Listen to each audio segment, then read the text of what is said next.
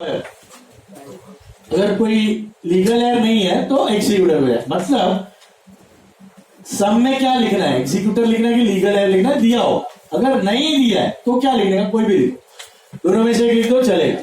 Legal air loan या executor loan account. अच्छा, retirement में हर एक सम में दिया होता था कि उसको कैश में पे कर रहे हो कि लोन में ट्रांसफर कर रहे हो। पता है डेथ में ना मोस्टली सम्स में नहीं देंगे कि लोन में है कि कैश। दिया है तो अपना दिमाग मत लगाओ, कैश है तो कैश, लोन है तो लोन, फिनिश।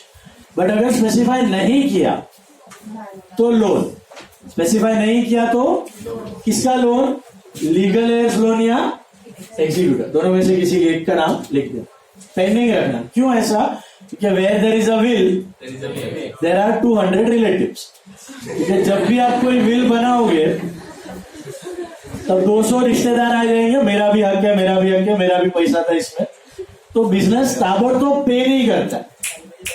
बिजनेस क्या करता है, उसको लोन में रख देता है, 6-8 महीना रुकता है, कोई हैरान तो नहीं कर रहा है, उसके बाद पे ऑफ कर देता है। Is it clear? So in case of death, if nothing is specified, do not pay the money immediately, always transfer it to what, legal heirs loan या executors. What was your doubt sir? बचा पैसा lawyer ना। हाँ, lawyer custodian रहता है, घर पे नहीं लेके जाता है वो। लॉयर वेट करेगा 1-2 साल, कोई आता है क्या पैसा लेने को, 3 साल का कुछ लिमिट है। उसके बाद नेशनल इसमें चला जाता है अपना, नेशनल वेलफेयर फंड रहता है, वो समाज सेवा की, गवर्नमेंट को चला जाता है। Lawyer is just a custodian. कैसा लेगा, उसमें विल तो उसका नाम ही नहीं है। जो पार्टनरशिप फॉर्म ने पैसा ट्रांसफर किया है उसमें लिखा हुआ है lawyer is a custodian. Lawyer हड़प नहीं सकता है उसको। 3 साल तक कोई लेके नहीं आया तो भी लॉयर नहीं, लॉयर के साथ 100 और लॉयर रहेंगे, कौवे के जैसे बैठे रहेंगे। तू कैसा हड़पा कर ही नहीं सकता, तो जाएगा गवर्नमेंट के fund. Is this clear? Now कोई भी चीज ऐसे ही रहता है। आप अगर पुलिस वालों को जो चीजें मिलती हैं, चोरी की आइटम्स, और कोई क्लेम करने नहीं आता है, इंश्योरेंस आपने क्लेम नहीं किया है, सब चीजें फिर जाती हैं अंत में गवर्नमेंट, वेलफेयर, भलाई करो। नाउ मेन चीज अलग हो रही है डेट, इसमें आएगा उसका शेयर ऑफ प्रॉफिट। 3 महीने का प्रॉफिट उसको देना पड़ेगा, वो लास्ट में आएगा। सबसे last step of the sum आपका वो होगा। पहले का पूरा 5 स्टेप्स डिट्टो सेम है as retirement. So let's begin with those. Step number 1 is balance. What is your bank balance? 21,000. It's like a revision of retirement. पहला 5 स्टेप तक सम ditto same है, लेकिन पूरा खत्म करके बैलेंस शीट मत बनाओ, उतावड़ मत करो, साथ में करो। First step is bank. Goodwill है, गुडविल बैलेंस शीट में है? नहीं है, बराबर है। Go to capital, I think it is 40, 30 and 20 मिला। Capital balance, got it?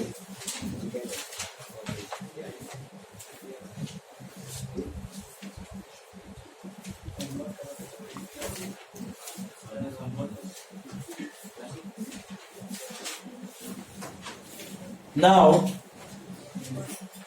Second step क्या था आपका after balances? Reserve.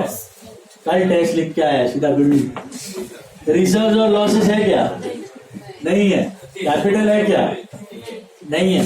Now goodwill. वैसा बोला तो बराबर। स्टेप के हिसाब से जाना। ओके, खाली गुडविल में जीआर कैलकुलेट करना भूल गया ना? हाँ नेबिल, राइट ही होता है, खाली कल जीआर कैलकुलेट करना भूल गया।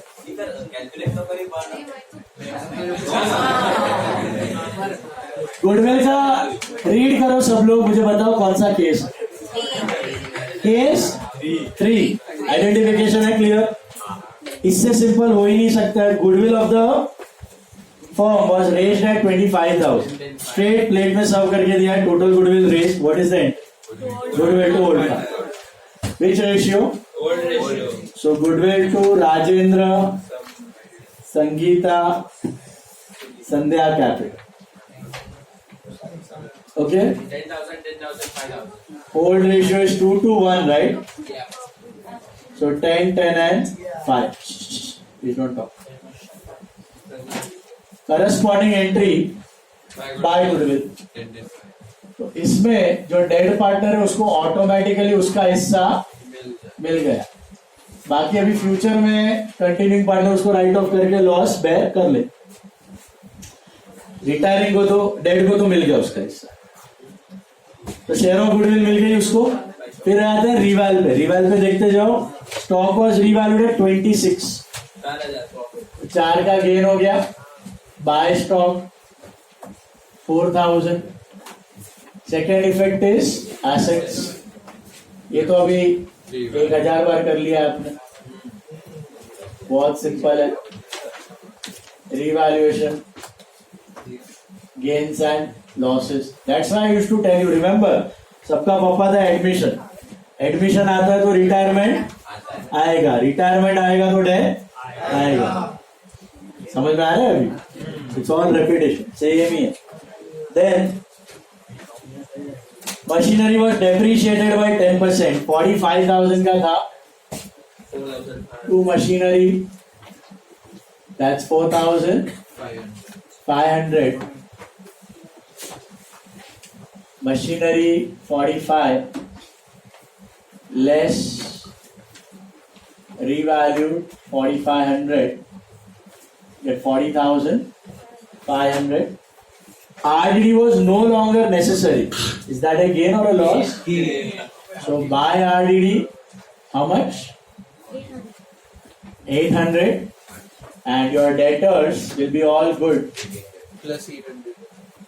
18,800. Directly gross value. Straight gross value of 18,800. No RDD needed now. All are good. All will pay you. Goodwill of the firm was raised at 25,000. We already saw that. 50%, fifth point पढ़ो. 50% of the investments were taken over by Sandhya at book value, and the other 50% was sold at a profit of 3,000. तो पहले तो tell me what is the value of investment in your balance sheet? 24 के investment थे. उसका 2 टुकड़ा कर दो. 50-50. 12,000. Correct. मुझे बताओ 12,000. 50% of the investments, okay, were taken over by Sandhya at book value. At book value मतलब कितने में? 12 का 12 में. संध्या ने उसको टेक ओवर कर लिया, मतलब घर पे लेके गई. ड्रॉइंग्स बराबर है. 12,000 का कितने में लेके गई इन्वेस्टमेंट? 12 में. इज देयर एनी गेन और loss? Anything will come in reval for this? Nothing. What is the entry for asset taken over? 2 investment. Partner capital में 2 इन्वेस्टमेंट. टेस्ट में भी था. आया आपको? Asset taken over, partner capital में 2 asset. Liability है तो by liability. Whose column? Sandhya's column. 12,000. Capital कम कर दिया, एसेट गुल हो गया बिजनेस में से. फ्यूचर में इतना पैसा कम देंगे, right? Hello. Then remaining 50% of the investments were sold for profit of 3,000. मतलब कितने से कितने में बेचा उसको? 15 में. तो पहले तो क्या करो, 12 का 15 बनाओ. 3 का गेन हो गया, हो जाएगा रिवैल में एज बाय इन्वेस्टमेंट. यस और नो? कितना? 3,000. अब बेचा है तो एंट्री क्या होगा? बेचा है तो एंट्री क्या होगा? पार्टनर कैपिटल टू इन्वेस्टमेंट की bank to investment. Bank to investment. पैसा है, इन्वेस्टमेंट किया. Is that right? So bank to investment. तो बैंक में आएगा टू इन्वेस्टमेंट. आपको एक होमवर्क सब में भी आया था बीच में, अगर याद होगा. फर्नीचर सोल्ड था, याद है? 21,200 something. I don't know the amount exact. 18,200 somewhat. So उसमें प्रॉफिट भी था आपका और एसेट बेचा भी था आपने, रिमेम्बर? हाँ, homework not test. So listen now, sir bank to 15, bank to investment 15,000, 15 में आपने सेल किया, 15. Bank to investment would be 15,000. 12 का था, 15 में बेचा, सेल किया, टेक ओवर नहीं हुआ, मतलब बैंक टू इन्वेस्ट, पैसा आया, इन्वेस्टमेंट का. Got it? और will you have any investment in your balance sheet? No. Because it is gone. आधा टेकन ओवर, आधा सोल्ड. समझा ये part?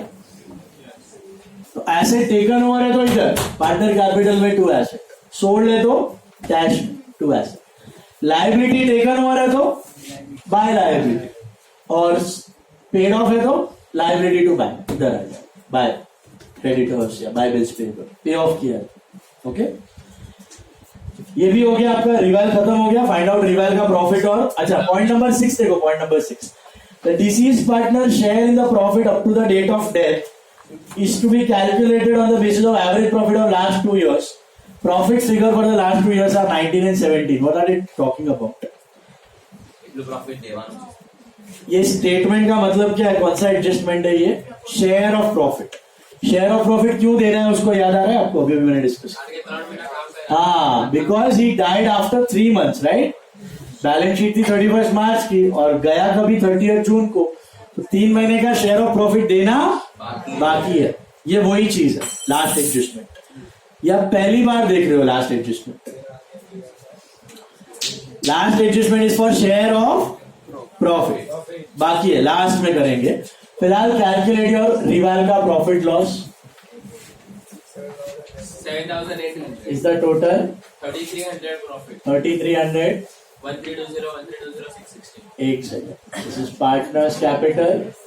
All the 3 partners will share it. Rajendra, Sangeeta, Sandhya. 1,320 1,320 660. बराबर है? इधर आ जाएगा बाय रिवाइल 1,320 1,320 and 660. Sorted? तो यहां तक के प्रॉब्लम में मैंने कुछ भी अलग किया है एज कंपेयर टू रिटायरमेंट? सब कुछ हमने डिट्टो से. बराबर है? नहीं, यहां तक किया आपने. यहां पे आके आपको लास्ट स्टेप करना है फॉर प्रॉफिट. लास्ट स्टेप करना है for profit.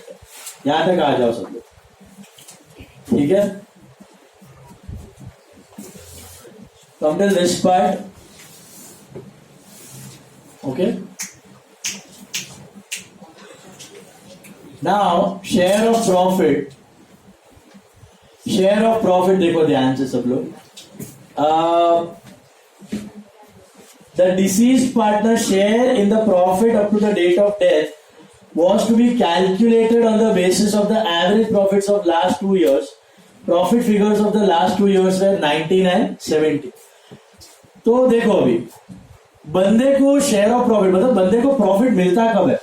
Normally end of the year में मिलता है, फाइनल अकाउंट्स बनाने के वक्त मिलता है, राइट? लास्ट फाइनल अकाउंट्स कब बने होंगे इसके केस में?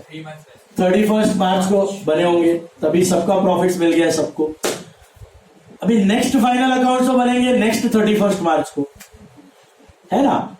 लेकिन बंदा तो कभी गया? 3 महीने बाद 30 जून को. तो अगर बिजनेस 3 महीने बाद फाइनल अकाउंट्स बनाया होता तो उसको एग्जैक्ट प्रॉफिट और लॉस दे सकते थे हम लोग. बट जनरली ऐसा बिजनेस करता नहीं है कि बीच में डेथ हो गई तो चलो फाइनल अकाउंट्स बनाते, बीच में रिटायर हो गया तो चलो फाइनल अकाउंट्स बनाते. ऐसे करते नहीं हो. फाइनल अकाउंट आपका कभी बनने वाला है? Last date. लेकिन शेयर ऑफ प्रॉफिट तो अब भी देना है 3 महीने के बाद, 3 महीने के एंड में. तो आप क्या करते हो? आप एक्यूरेट शेयर ऑफ प्रॉफिट दे नहीं पाओगे उसको, आप एक एस्टिमेटेड शेयर ऑफ प्रॉफिट देते हो. क्या देते हो? समझ में आया? एक्यूरेट शेयर ऑफ प्रॉफिट कब पॉसिबल होगा देना? Eight the end of the year. वो तो तभी बनेगा जब बनेगा तब. 3 महीने के एंड में अगर फाइनल अकाउंट बनाते तो भी एक्यूरेट हो जाता, 3 महीने की इनकम माइनस 3 महीने का एक्सपेंस, तो 3 महीने का शेयर ऑफ प्रॉफिट हो गया। लेकिन partners will they make final account at the end of 3 months? No. What they will do, the continuing partner, that is Rajendra and Sandhya, Rajendra and Sandhya decide करेंगे आपस में और उसके एग्जीक्यूटिव को भी बुलाएंगे कि देख भाई हम लोग फाइनल अकाउंट तो बनाने वाले नहीं है। संगीता ने 3 महीना काम किया था बिजनेस में, अप्रैल मई जून, हमको उसे शेयर ऑफ प्रॉफिट देना है। हम एस्टिमेट कर रहे हैं, हम अंदाजा लगा रहे हैं कि इस साल हम लोग अप्रोक्सीमेटली इतना कमाएंगे। कितना कमाएंगे? पिछले 2 साल का एवरेज कमाएंगे, पिछले 2 साल का एवरेज कमाएंगे। मतलब पिछले 2 साल के एवरेज प्रॉफिट ढूंढ लो पहले तो एक छोटा सा वर्किंग नोट बनाना, और ये कंपलसरी वर्किंग नोट है बाय द वे, ये नहीं भी बनाए तो चलेगा। वर्किंग नोट 4 जो मैं कर रहा हूं शेयर ऑफ प्रॉफिट वाला, हर एक डेथ ऑफ अ पार्टनर के सब में कंपलसरीली बनाना है, 2 मार्क का वेटेज होता है इसका, 2 marks. So share of profit, share of profit neatly बनाना एकदम without any cancellation, yours and profit. पिछले 2 साल का एवरेज है, तो 2011 एंड 2012 the profits are 19,000 and 17,000, total होता है 36, 18,000 एवरेज निकाल लो तो एवरेज होता है 18,000, 36 upon 2 that's 18। सर ऐसा क्यों 2 साल का एवरेज? पार्टनर्स की मर्जी, कभी कभी आपको देंगे 3 साल का एवरेज के ऊपर बेचते, कभी बोलेंगे 4 साल के एवरेज के ऊपर, कभी बोलेंगे 5 साल के एवरेज के ऊपर, कभी बोलेंगे पिछले साल का ही प्रॉफिट कमाने वाला 1 साल का। मतलब पार्टनर को लगता है जितना लास्ट ईयर कमाया था उतना ये साल का। यहां पे इनको लगता है कि नहीं, थोड़ा फ्लक्चुएशन है, 2 साल का एवरेज लेते, तो इनको लगता है, पार्टनर्स को, एग्जिस्टिंग को लगता है कि this year they will be earning approximately how much? 18,000। Okay, तो मुझे सोच के बताओ 18,000 पूरे साल किसका प्रॉफिट है? खाली संगीता का कि पूरे बिजनेस का? तो क्या पूरा उठा के दे दे उसको? श्रद्धांजलि, ट्रिब्यूट टू संगीता नहीं करना है। Okay, we can not give पूरा बिजनेस का profit to Sangeeta, right? Are you getting the point? We are suppose to give Sangeeta her share of profit, तो we can not give 18 because 18 is entire business का profit, ये 2 भी पूरे business के profit है, तो एवरेज भी पूरे बिजनेस का ही है ये साल का।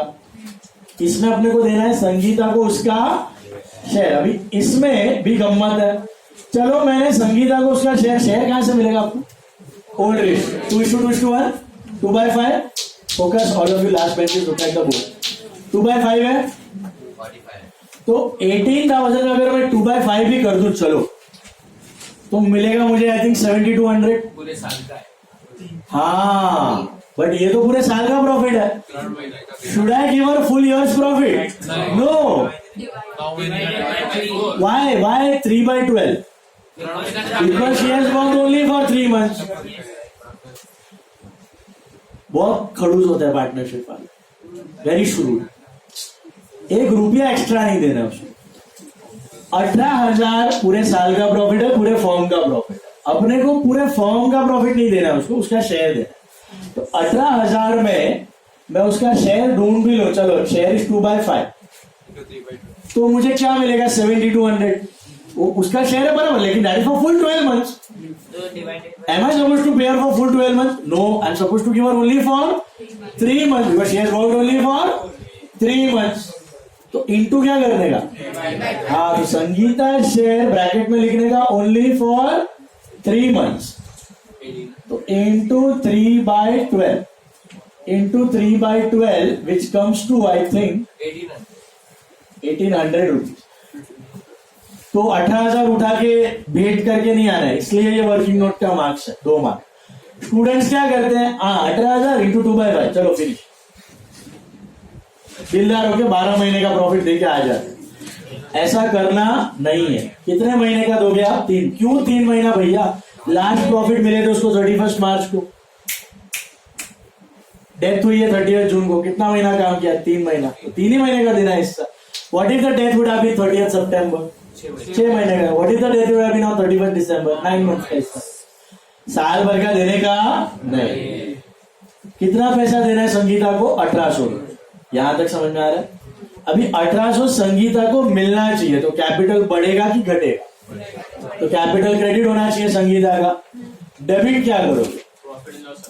प्रॉफिट एंड लॉस करना चाहिए debit, but do we have profit and loss ही होता है डेबिट, क्योंकि फाइनल अकाउंट में आप जब प्रॉफिट का हिस्सा देते थे, याद है फाइनल अकाउंट बनाया, final trading PNL balance sheet, तो पीएनएल डेबिट में लिखते थे, टू पार्टनर कैपिटल और पार्टनर के क्रेडिट में जाता था।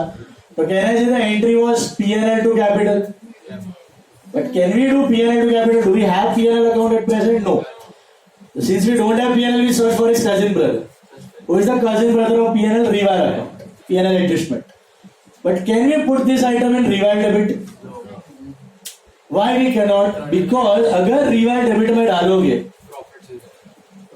चलो प्रॉफिट से कैलकुलेट करने के पहले डाल दो, तो सारा तीनों का जाएगा, उसमें खुद का भी हिस्सा है, मतलब खुद ही खुद को प्रॉफिट दे रहा है। अगर आप ये 1800 रिवाइल डेबिट में डाल दोगे, तो ये कौन शेयर करने वाला है लास्ट में? तीनों। उसकी आत्मा गाली होएगी, मैं ही खुद को, मेरा ही प्रॉफिट चिपका रहा है ये लोग। तो यहां नहीं डाल सकते आप, इधर नहीं डालने का यही रीजन है कि ये प्रॉफिट लॉस किसको जा रहा है? तीनों को। पार्टनर कैपिटल में तो क्रेडिट करना है, डेबिट भी करना है ना, बिजनेस अपने जेब से दे रहा है। तो डेबिट किसको करोगे? पीएनएल को नहीं कर सकते, पीएनएल एडजस्टमेंट को नहीं कर सकते, तो अब एक तीसरा अकाउंट ढूंढते हो temporarily, just because you cannot use reval, you use a temporary account that's called PNL suspense. उसको डाल देते हो PNL suspense. ये रिटायरमेंट का ऑब्जेक्टिव्स में था, PNL suspense to capital, क्योंकि अगर रिटायर भी बीच में होता है, रिटायरमेंट भी अगर साल के बीच में होता है, तो प्रॉफिट का हिस्सा देना पड़ेगा ना, ऐसे ही दिया जाता है। PNL suspense to capital, अभी गम्मत देखो, पीएनएल सस्पेंस टू कैपिटल का मतलब क्या है? कैपिटल क्रेडिट हुआ, पैसे मिल गए, बिजनेस अपने जेब से दे रहा है, पीएनएल को तो डेबिट नहीं कर सकते क्योंकि पीएनएल अभी तक बढ़ाया नहीं। Temporarily you open this PNL suspense, it is like a loss of the business right now. Business अपने जेब से उसको दे रहा है, बिजनेस अपने जेब से उसको दे रहा है, जैसे रिवाइल डेबिट करके दे रहा था वैसे पीएनएल डेबिट करके दे रहा है, इन शॉर्ट। बट रिवाइल में नहीं लिख सकते। क्यों रिवाइल में नहीं लिख सकते? वो तीनों को जाएगा। ये अभी किसको जाएगा? ईयर एंड पे लॉस, दो पार्टनर। कैसे जाएगा? ईयर एंड जब आएगा ना, year end after 9 months when you make the final account, this PNL suspense would go to PNL. तो एंट्री होगी PNL account debit to PNL suspense. जैसे एडवर्टाइजमेंट सस्पेंस करते थे, आप याद है? टेम्पररी एज ए लॉस आप दिखाते हो और फिर किधर ट्रांसफर कर देते हो? पीएनएल। तो नेट नेट क्या हुआ? PNL suspense to capital, PNL to PNL suspense. What is the net? PNL. जब ईयर एंड पे करने वाले थे वही चीज होनी, खाली दो पार्ट्स में कर। फिलहाल